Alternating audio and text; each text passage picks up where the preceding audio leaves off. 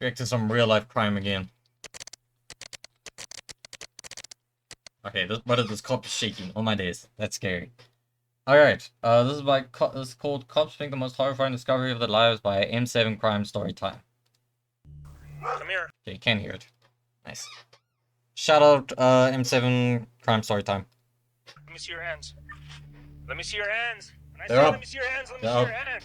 They're up. This story began just a few weeks prior on April 16th, 2018. That was Anita quite a long time Sandoval ago. contacted the authorities informing them that her sister, Dawn Sandoval, had disappeared under suspicious circumstances. Oh. So, my sister's not here. Okay. This is not like her. Both her cars are here, her purse is here, her phone's Oh. here. Her phone is still connected by her bed. She has so many missed alerts and stuff from today. We've talked to everybody that she talks to, and nobody has seen her. That's not When the good. investigators delved into the case, they uncovered a puzzling mystery Just by the way, this guy's voice is amazing. with multiple suspects.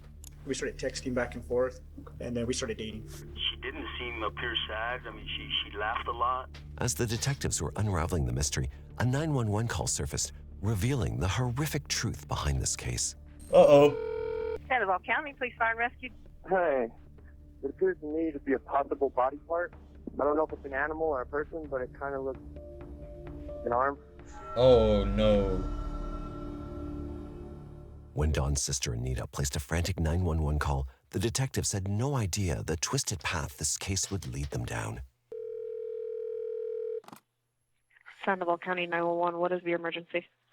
My nephew came home from school and their mom, which is my sister, didn't come home. Wait, say that What time again? was the last time that What'd you say? Their mom, which is my sister, didn't come home Oh, okay. what time was the last time that the kids talked to her? How long ago was that? last night, about 10:30. And that's the last time they saw her? Yeah. But Oh, from okay. what my nephews tell me, when they went to school this morning, they said she wasn't here, but her cars were here. Okay. And her cell phone's here, her purse is here. Are you guys wanting to report her as missing at this time? Yes. Okay, They so talked to all Sandra's the kids. missing. I'm Everybody assuming that she's talked called to them, Sandra. they Wait, let me move didn't- myself. I don't want to move myself anyway. You guys are gonna have to thug it out with me. But nobody's seen her. It's just freaky. Detectives soon Freaky, you uncovered say? chilling secrets that twisted the can get case behind into a that. darker, more disturbing wooga. puzzle than they'd ever imagined. Dawn Sandoval, a 46-year-old Dawn, mother Dawn, of Dawn, four from Dawn. Rio Okay, I thought her Rancho, name was Sandra. Mexico, disappeared from her residence with no evidence, and her family became increasingly worried. Her sister Anita immediately contacted the police, raising the alarm. Oh, your sister. Without wasting any time, the authorities immediately arrived at Dawn's residence to advance with further investigation. It's going to be Dawn Sandoval, 5'4", about 125, light brown hair. She has sleeve tattoos and a crown tattoo on her chest. Detectives' Okay. first interaction So her was name's with Dawn. Dawn's sister Anita, who informed the police about Dawn's disappearance. Hello. How are you? Oh, I could be better. What's going on? So, my sister's not here. Mm-hmm. Okay. This is not like her. Okay. She knows that her boy, it's because her and her ex-husband are just finished finalizing their divorce. Oh. And so they Okay. have 50-50 custody. So she knows that today was her day. They went to bed last night around 10:30. She was here with the ex-husband. Okay. Last night. Yeah. They went to bed. When they got up to go to school this morning, neither one of them were here. Both her cars are here, her purse is here, her phone's here. Her phone is still connected by her bed. I had my nephew open it. She has so many missed alerts and stuff from today. That's and not good. we've talked to That everybody is that not she good. talks to, and nobody has seen her. Dawn was divorced. She and her ex-husband, Michael Encinas, were sharing custody of their twins, Oh, okay, so those are the twins. Kevin and Ricky. On the evening of Shout out April Ricky. 16th, Dawn was spending time with Michael and the kids. However, the following day, Dawn went missing from home. Upon Okay. realizing their mother's absence, I feel like it's not gonna be the dad. I feel like the dad's gonna be the main suspect. I don't think it's the dad. I'm just throwing it out there. It and might unable be. to find It might any be. trace of her, the twins grew increasingly anxious for her safety and eventually notified their aunt. Dawn's sister grew worried when she noticed that a significant period had passed without any news from Dawn, which was unusual given her consistent communication habits. The police continued to communicate with Dawn's sister to understand the clear picture of events surrounding the night she Yo, how do brothers get this, by the way? Like the footage. I don't know. was last seen. Last time I talked to her is Thursday. It's probably was public, her- like, Her domain. state then. No? How was She was okay. She had never made any I don't know. threats of Oh, no. harming herself or. She's a strong woman. She's been through this a few times. Shout out, no. So I know definitely, she's a fighter. However, she only remembered the last discussion with Dawn, who had sounded perfectly composed and didn't show any signs of stress. The investigator hit a dead end as Dawn's last interaction before her disappearance didn't contain any clue as to what could have happened to her. Thus, the investigators conducted a rigorous search of the residence to find any possible leads. Despite their best efforts conducting a thorough search, officials couldn't find any definitive evidence. However, Dawn's room was in a state of serious disarray. Oh. Okay, it might be state the of her husband. bed was chaotic, and she carelessly left her purse, phone, and other items there as well. Moreover, it was notable that there was no evidence of forced entry. The cops knew something strange So had this was an occurred, inside job. leading to doubt. However, there wasn't sufficient evidence to establish foul play. The investigation was ongoing, and the authorities needed more information. The police suspected that Dawn's children might know something, given their presence with Dawn on the fatal Maybe. night. In desperate need of clarity, investigators swiftly arranged an interview with the children in the hope that their accounts would shed some pivotal light on the mysterious events that had occurred. I know I talked to you earlier before leaving a little bit, but I just wanted to see what you know, get some details from you. What can you tell me? He was with us all day yesterday because we had games in the morning. Games in the morning. Came back and then, Like, then he stayed. sports games? Or like video games? Then they both went up there. Our mom came in and told us to clean the room because we're trying to sell our house. Oh, okay. The two children provided crucial information about their father. Michael had visited on April 16th and spent most of his time coaching them in basketball. Okay, it's while possible. Dawn was preoccupied with her usual activities, not particularly impressed by Michael's presence. However, when investigators questioned Dawn's sister again, she provided a contrasting view of Michael. This led to the revelation of another twist that was awaiting the investigators. Hold on. This is very stupid.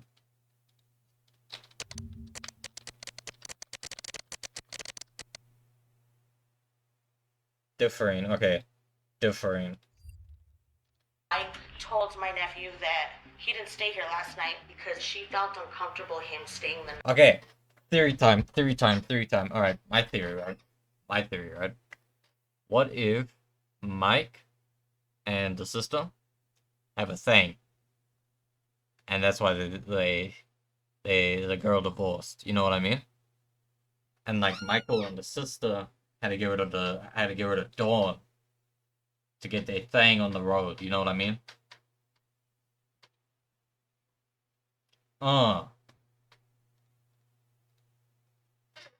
Night here, and that he left. That's personally my theory. But Might be wrong my though. nephew's here. The twins. They said he was here when they went to bed at 10:30, and then I talked to him. I just talked to him a while ago, and I said, "Where's my sister?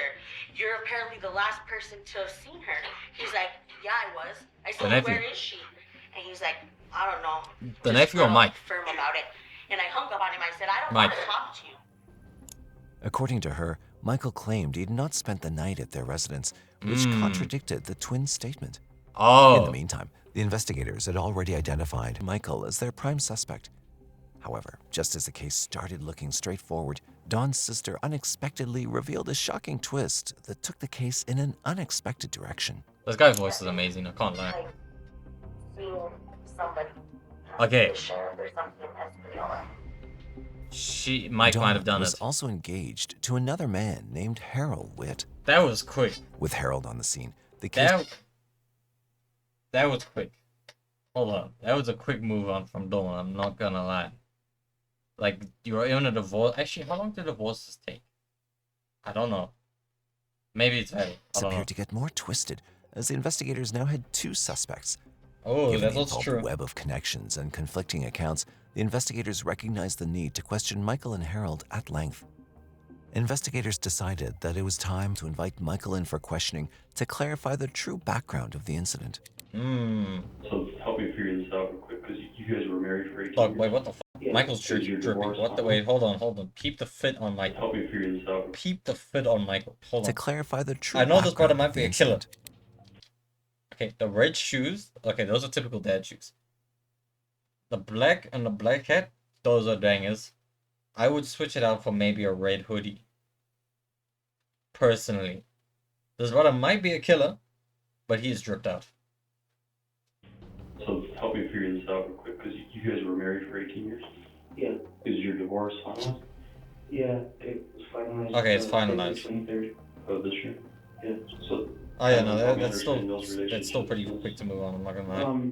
So yeah, we separated in December, and then Oh, they separated in December. We living apart, and got divorced February 23rd, and then Okay. since then.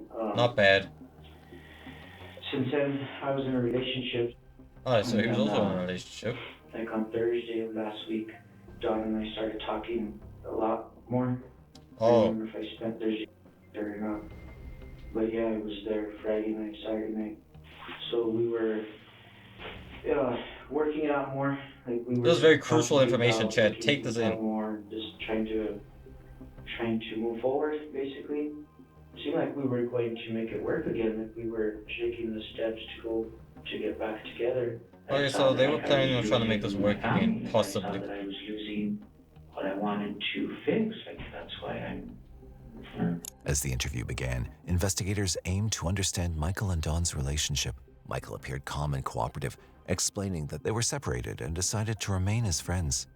Michael then confirmed that he was with Dawn on Sunday night, April 16th, and had a normal conversation with her. His expression showed that there was nothing suspicious about his actions. Okay. He was cooperative with the authorities. Next, the investigators swiftly shifted their focus to the occurrences on April 16th, searching for discrepancies in Michael's account. Well, Sunday we got home after lunch and when we watched TV, we just hung out in the living room and watched. Okay, so at this point, Michael and Dawn are trying to get back together, I'm assuming. That's what it's making out to be like. Thus far, investigators discovered consistency in his statements with no indications of deceit. Okay. However, it was time to shift their questions and focus on the events that occurred once the twins fell asleep. Twins look a lot like their father, by the I was way. like on the fence. I wasn't sure if I was supposed to go home and I didn't ask either. Like, I waited, and I said, "Well, let's go upstairs." I said, "Okay," and I jumped at the opportunity, and we went upstairs, and then from there, like I say, we talked for a little while, and then that's when I started getting upset. That's when so I think it'd be like, I want you to go home tonight. I want you to go. I want to learn to trust you again. And that's part of earning your trust. So at this point, we're good. I'm still thinking we're good, like 100%. Like, so yeah, so I left. Michael affirmed that he had not spent the night there. Instead, he decided to walk away and leave the house immediately to avoid a conflict with Dawn. Okay. He then drove his truck home and spent the entire night there. However, when the investigator intensified their questioning and asked him directly about Dawn's presence in the truck, he gave an ordinary response as expected. Okay, I thought he was going to say that he started giving a weirder response. She didn't go in my truck. She didn't want to. Has she ever been in it? Not without me knowing, no. Michael seemed composed here, and despite numerous attempts, the detectives had found no clues. Nevertheless, they continued their investigation, turning their attention to Dawn's current boyfriend, Harold. Michael shared some information about him. She told me that you had to give him back his stuff. I asked her, "Can you mail it to him?" She said, "Well, she don't want to mail it. The box is too heavy. It's a big jacket." So, in the back of my mind this whole time, that's like where I thought she was yesterday. When I didn't hear from her. While Michael maintained his cooperation and composure, he divulged significant information. Dawn had arranged to meet Harold on April 16th. So when Michael left the house after 10:30 p.m. and was unable to reach her afterward, he assumed she was with Harold. The authorities had heard about Harold before, and it was certain that he held the key to answering the remaining questions. Meanwhile, Michael's account seemed completely accurate, so he was allowed to leave the station. The authorities quickly approached Harold and asked him to verify his alibi. Okay, so at the moment, I'm thinking it's Harold. You have a few minutes to talk? Yeah. It was like playing Among Us, what the fuck? Yeah, I did. Yeah. So what have you been hearing, or what's been going on? I know it's been a little while. Given Harold's background in law enforcement, the police needed to be cautious and stay ahead in the conversation. Unfortunately, the folks that I've met by phone is under the circumstances I've never met them before. Her son Kevin texted me Sunday and just asking if I knew her whereabouts. I told him I didn't. So he texted me later that night around 7 or 8, that she wasn't around, which I found strange. So I texted her asking, hey, are you okay? Your son's looking for you, give him a call. And so I kind of left it as that. The relationship between her and I is we kind of were dating, but not a serious type thing. I'm at that point in my life where that's not what I'm looking for. We hung out as friends and whatnot, but, I've always been upfront and honest about that. She understood with me, but describing Dawn as a person, to me, she seemed like she was pretty, set on starting her life over, independent. But so she don't need no man. Appear sad. She laughed a lot. She was actually a real good person to be around. She was a great person to be around. I can't say nothing but positive about her. No leads materialized from Harold's testimony, and his alibi established that he was not the killer. Still, 5 hours had passed without any new leads, but the police were insistent. They turned their focus towards interviewing the neighbors, hoping to find some missed information. Despite their efforts, no leads provided clarity on the situation, prompting them to shift their focus to other possibilities. Meanwhile, Dawn's family's anxiety continued to escalate. They held on to the hope of finding her alive. However, they had no idea about the grim events that would soon take place. It had been 24 hours since Dawn had disappeared, and with little development, the detectives decided to scour her phone for possible clues. Once they extracted the data, a shocking new lead emerged, which was quite a surprise to the investigative team. Okay, new lead. Just one day into the investigation, Rio Rancho detectives found that Dawn was leading a double life with another man named Lucas, whom she had been so there's 3 dudes casually dating.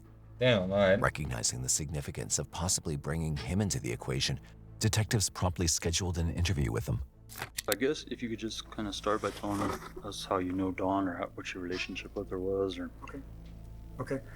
We met on Match.com. I'd say March 15th, 16th, or 17th. We started texting back and forth, and then we started dating. Nice. March of this year, 22. Yeah, just recently, like 4 weeks ago.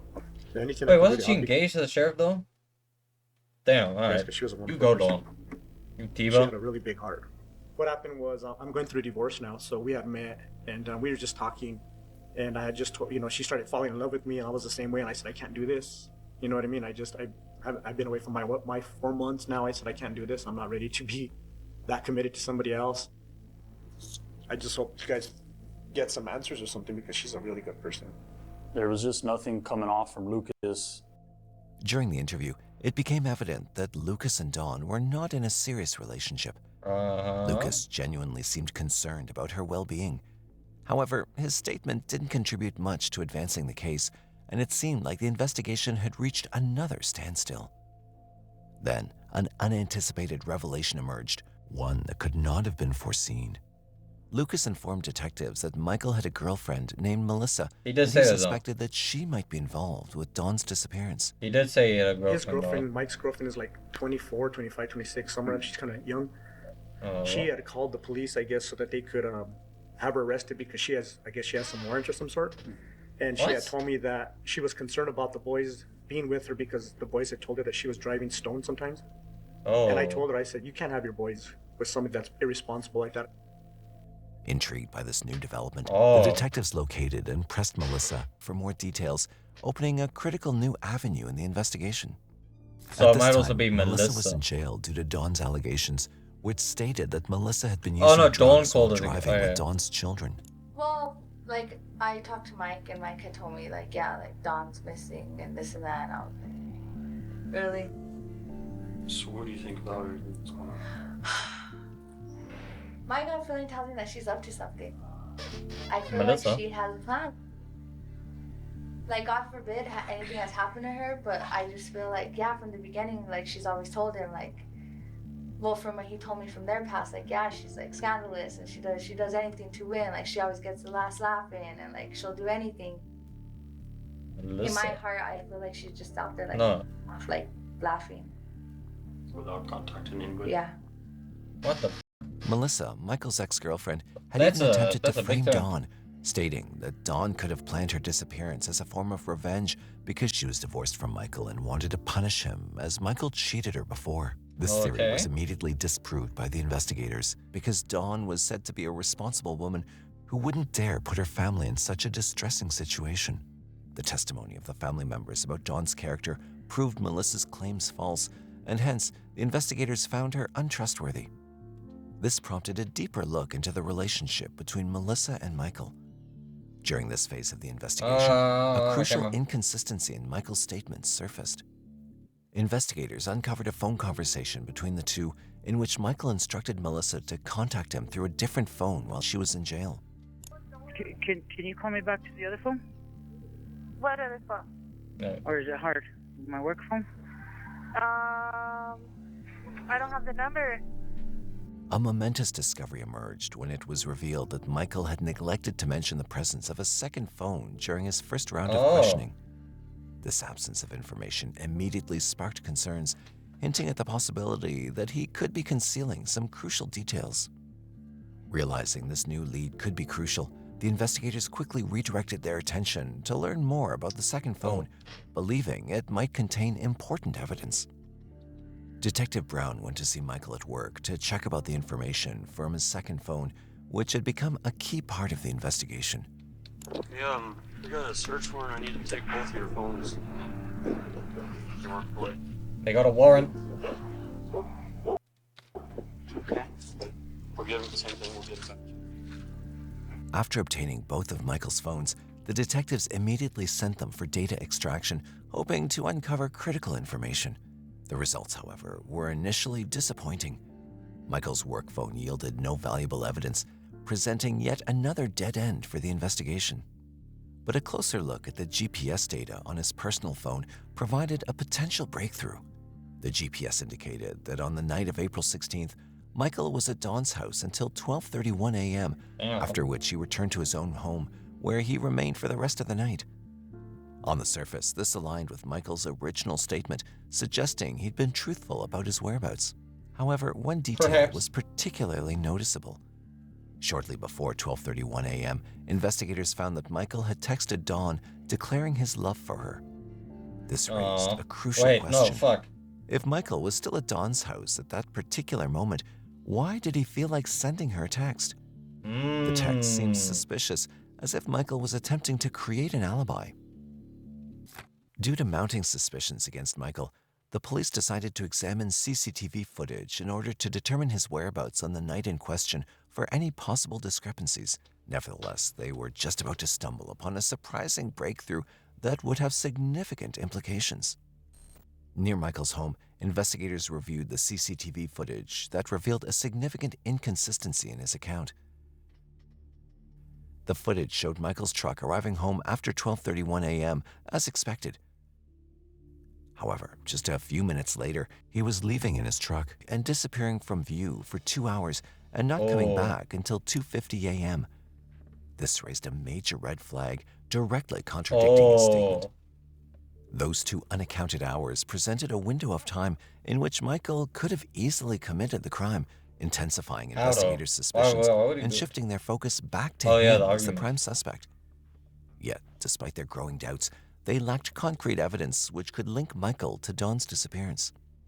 With no solid evidence, the investigation stalled and went cold for several weeks. Then, on May 5, 2018, a breakthrough arrived. The police received an emergency call from an unidentified individual, a tip that reignited the investigation and set it on the path towards uncovering the truth they had been searching for. Sandoval County Police Fire and Rescue. Hi. Is there any way you could send me out, I guess, the end of Southern? The end of Southern? Yeah, like the very, very end, I guess it's called, like the backbone. Uh-huh. For what reason? There's like, it appears to me to be a possible body part. Oh, this is what we saw in the beginning. I don't know if it's an animal or a person, but it kind of looks like an arm. It's an arm. It's 100% an arm. The man who informed the police was shaken by the discovery. When the police arrived, he swiftly guided the officer to the spot, which was located about 15 feet down a slope. Yes. As they neared the area, the officer noted something incompletely concealed by dirt, what appeared to be something unusual. The officers found an arm. At first, the officer was uncertain, but a closer look revealed that the arm was of a human. Realizing the gravity of the situation, the officer knew he had to act swiftly. He immediately communicated with his supervisor and informed the investigators. He said he was cruising there on his dirt bike, and a vulture launched up from the ground. He looked. He said he could smell something bad. Stopped, saw it, called us. Okay. The call was routed to the Sandoval County Sheriff's Office, and Detective Frank Tomlinson was dispatched to the scene. Before descending the embankment to examine the remains more closely, the officer made a careful assessment of the surroundings. Unexpectedly, there were no visible tracks or signs of disturbance near the area, which raised further questions about how the remains had ended up in such a remote location. After a brief examination, Tomlinson verified that the remains were indeed mortal. Tomlinson, noting the condition of the remains, immediately communicated with Rio Rancho investigators. They assumed that it could link to the missing person case involving a woman named Dawn Sandoval from their administration, and this discovery could deliver a vital link. The next day, Detective Tomlinson and a team of forensic investigators returned to the location. As they carefully began to remove the layers of soil, they noticed that the dirt was constantly falling from the edge where they found the body of Dawn. What does that mean? This detail indicated that the body hadn't been properly buried. Instead, it seemed like it had just been carelessly tossed down the slope, almost as if the person responsible had intended to dispose of it. Once the body was completely shoveled, it was transferred to the office of the medical investigator for further analysis. During the recovery, the team found several items near the remains that handed further hints: a set of keys and a bag. These particulars match the description of things reported missing, along with Dawn Sandoval. You bougie. The discovery strengthened the proposition that the body was likely that of Dawn, linking the remains directly to the investigation. With this new information, the investigation took a decisive turn. The focus shifted to reconstructing the events that led to Dawn's woeful death. Investigators focused on the person of interest, Dawn's ex-husband, Michael Sandoval. Determined to gather further confirmation, the investigators sought and obtained search warrants for Michael's home and his truck. So I need you to come with me for a little bit down to the station. We're going to take your DNA and your prints. These warrants would allow them to collect DNA samples, fingerprints, and other substantiation that could potentially tie Michael to the crime scene. The detectives brought him in for further questioning. Nevertheless, Michael is he as trippy as he was before? No, he was. Oh, he's still got the same red shoes on. The station, they despite slightly the growing darkness of suspicion around him. Probably basketball. For weeks, the investigation appeared to be at a deadlock. While investigators had strong reservations that Michael was involved, concrete evidence was needed to arrest him. The situation was frustrating, a common reality in numerous ongoing examinations where time, resources, and tolerance were tested. However, a breakthrough emerged. During the search, the investigator discovered a blood stain in the truck, which was promptly sent for forensic testing. The crime lab completed its analysis of the DNA samples collected from Michael's truck, revealing pivotal new evidence. The results verified that the blood set up on the back seat of Michael's truck was a match to Dawn's DNA profile. This was the smoking gun investigators had been searching for. Not only did it place Dawn inside Michael's truck, directly contradicting his earlier statements, but it also suggested that a violent confrontation had passed there. Violent? Finally, Michael was arrested. Come here. Come here. Put your hands. Let me see your hands. Let me see your hands. Let me see your hands. Walk this way. When I say let me see your hands, let me see your hands. Turn around. But it's getting tight. We finally got the forensic analysis back from the crime lab from that evidence that was in the back of his truck and the evidence that we had cut out the back seat. Armed with the crucial evidence, the investigators developed a theory of how the events may have transpired. They proposed that Dawn and Michael had engaged in a heated argument that escalated into violence. The evidence indicated that strangulation or suffocation was the probable cause of death. Given that their 14-year-old twins were present in the house at the time, it was suspected that Michael swiftly moved to conceal his crime. He disposed of Dawn's body by taking it out to his truck and driving to a remote area where he discarded her remains by throwing her down the dam. The investigators were chilled by the realization of what had likely occurred. Michael not only killed the mother of his children, but also went to great lengths to cover up his crime in a This guy cold looks and like the guy from Smash Mouth in this photo.